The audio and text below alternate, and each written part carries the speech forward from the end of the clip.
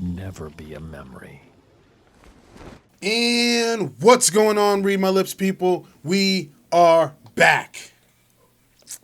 Back like we ain't ever left, baby. So I come bringing good news. An advisor, a former advisor to Andrew Yang, challenges Nadler, I believe that's how you say his name, if not, I'm butchering it, for his congressional seat. Now, this is dope because I like seeing the outpourings of good things coming from the Yang campaign, right? And so, Jonathan, I'm going to butcher his last name. Oh my God, I'm going to butcher it. Jonathan Herzog. I'm going to call him Jonathan H. Jonathan H. Jonathan H. looks to unseat veteran Democratic lawmaker with his proposal for universal basic income. And this is what we want. We want people that shares Yang's ideology, our ideas, Yang's ideas, and implements them. And that's what this gentleman is trying to do. So Jonathan H. helped advise Andrew Yang's presidential campaign, is challenging Jerry Nadler in the Democratic primary for the veteran lawmaker's congressional seat in New York. Jonathan H. would be the youngest congressman at 25 and the first Israeli-American congressman, according to the campaign release sent to reporters on Friday announcing his intent to run in the June 23rd primary.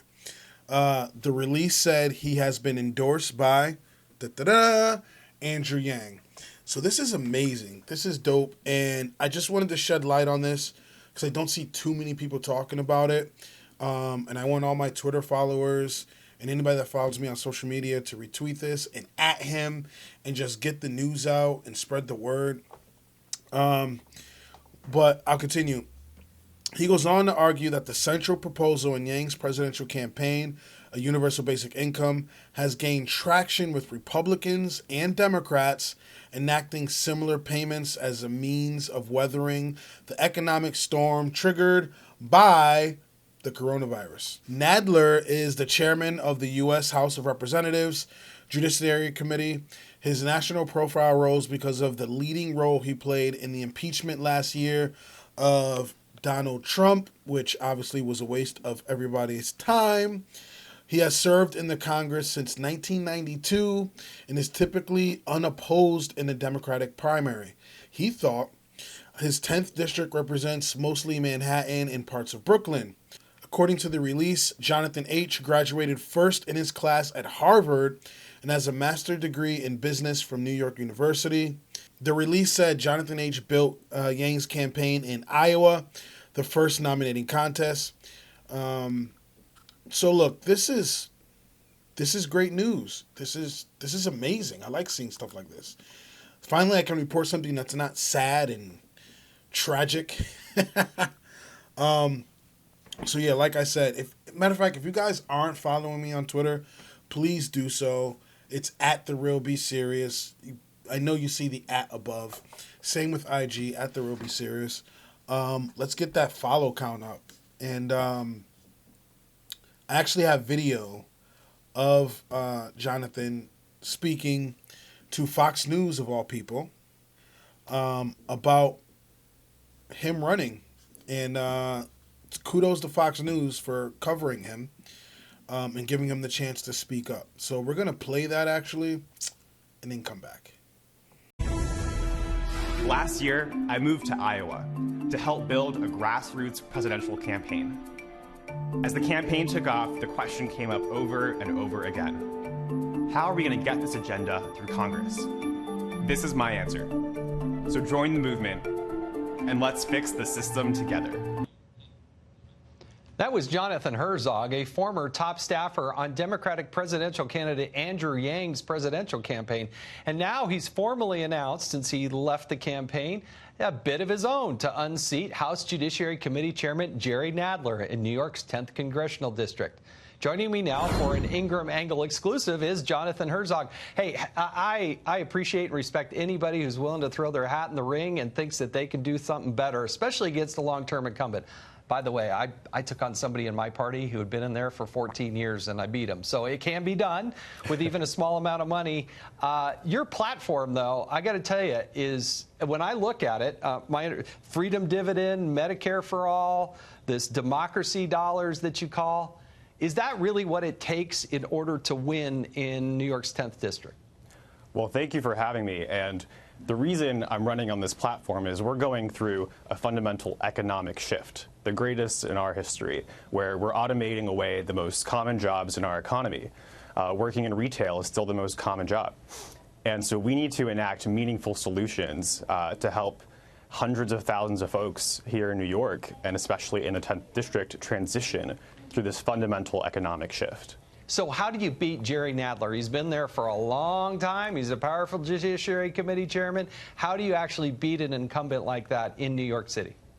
Well, so it starts with proposing bold solutions that address the central challenges of our time. Again, if you have a trillion-dollar tech company like Amazon, let's say, paying zero in federal taxes, then certainly we need to look up and say we need to pass a freedom dividend of $1,000 a month to put it into the hands, put economic resources directly into the hands of New Yorkers. And so putting forth bold solutions that address the challenges of our time is what will bring us across the finish line. Now Jonathan, are you following in AOC's footsteps and saying, Amazon, don't come to New York, we don't want you here? Well, certainly we have to embrace technology and progress and all the great innovations that are coming our way. No, come on, Jonathan. Do you want Amazon to come to New York, yes or no? Look, we are pro-job. That was a yes/no question. Look, yes, it is good to have job growth and opportunities here in the state. AOC was wrong. Look, we have to focus on the fact that if you go to the Amazon Go store, for example, in Brookfield Place in our district. Jonathan, I do this for a living, and you're going to get a lot of it if you're running for a race. Was AOC wrong or right? Look, our focus is on making sure that the tens of millions of folks who work right now in retail have a meaningful path forward in a transition. And right here in the 10th district, we've lost 10,000 retail jobs over the last number of years. And so we have to focus on the problems on the ground facing New Yorkers. We have a mindset of economic and social insecurity, and we have to put resources into our hands to help us move forward. Well, listen, I appreciate it. I think you have you are Harvard Law. You're very accomplished. I love that you have passion for the for being involved and helping out in a presidential campaign. We need good people on both sides of the aisle. The only thing I'd challenge you with, and I won't give you enough time to answer, unfortunately, is I think while you did well at Harvard Law, maybe not so good in math, because giving 250 million people, adults, $1,000 a month. It adds up to trillions of dollars. I think $3 trillion a year. I don't know how you get from here to there. I'll give you 20 seconds before we wrap up. So the headline cost is much lower, but really, again, we have to ask the question. We have to look up, how is it that these trillion-dollar companies are paying zero in taxes, less than you and I? This is the key challenge There's of our a reason time. for that. We'll do that tax thing. I got to wrap up here. Good luck. You're running against Jerry Nadler, so we are rooting for you. So good luck for you. well, Stay thank tuned. you. So a little bit more about Jonathan.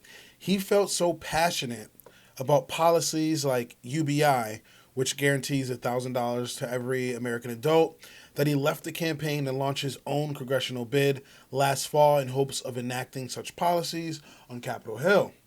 The self-described Freedom Democrat. I like that, a Freedom Democrat. I like Justice Democrats. That was a dope name as well, but Freedom Democrat is pretty dope too. Hopes to defeat 72-year-old Jerry Nadler in New York's 10th district on June 23rd and be elected as the youngest lawmaker at 25 years old.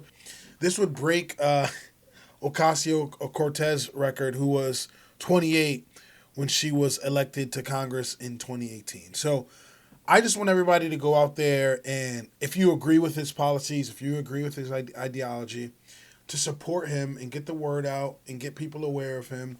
Like I said, he already is endorsed by Andrew Yang. Andrew Yang already digs him. So that's a huge deal in his push to get, a seat in Congress. So in other news, what I've seen going all over Twitter and social media is the question is, would you have stayed or would you have gone? And I guess there was a mother who's a nurse, was working at a hospital, and I guess she had or has underlying health issues. She's got kids that, she can't send away or anything. Was asked to go on the corona patient floor, the floor that, is testing for the coronavirus. I guess there was sort of a butting of heads, and she quit on the spot because she can't afford to take the risk of getting sick. So I've seen people going back and forth saying, it's your job, do it, you knew what you signed up for. I saw people saying, your kids come first before anything else. And so if you took the risk of getting sick and you gave that to your kids, then you failed. So personally, I say, unless we're walking in her shoes, we can't judge. And she did what she felt at the time was best for herself and hers. So I'm wondering what your thoughts are. Do you think she should have stayed? Do you think she should have went? I'm very curious to your answers on the issue. So here's the video. We're going to come back and then we'll close it off. Be unprofessional. I'm upset. I just quit my job. I clocked in, find out that I'm being sent to a corona floor when they know that I have kids at home who I can't send away for, to stay away from me. My manager sent me to a floor that is being tested for corona. She knows my health history. She knows all of this. I quit. I care about the patients and all, but my family and my life, they matter. They come first. Is evil. She's evil. She knows my health history. I told her my kids don't have anybody to go to while they're here. I can't send my kids away like everybody else. I'm done. I'm leaving. My life matters and my kids matter. Screw this. Yeah, what are your thoughts? I think that's a tough scenario. Again, unless you're in her footsteps, I think it's really hard to judge. And my take on it is she did what she thought was best for herself and her kids. So let me know in the comment section below what you guys think. So if you like what you see, if you like what you hear, please like, comment, subscribe. I'd really appreciate it. Just hip thrust that like button. If you don't, let me know in the comment section why. I'm always down to talk about it. I have a Cash App, a PayPal, and a Venmo link in the description below. Please feel free to donate to the channel. Every little bit helps. Hopefully I'll be talking to you guys soon. Have a good one. Peace.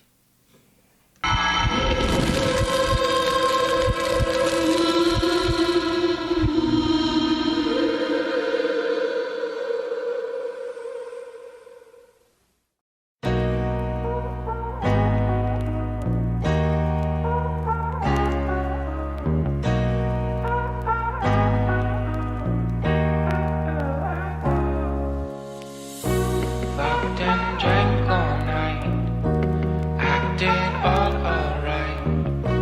Had no need to fight tonight. Locked and drank all night, acted all alright. Had no need to fight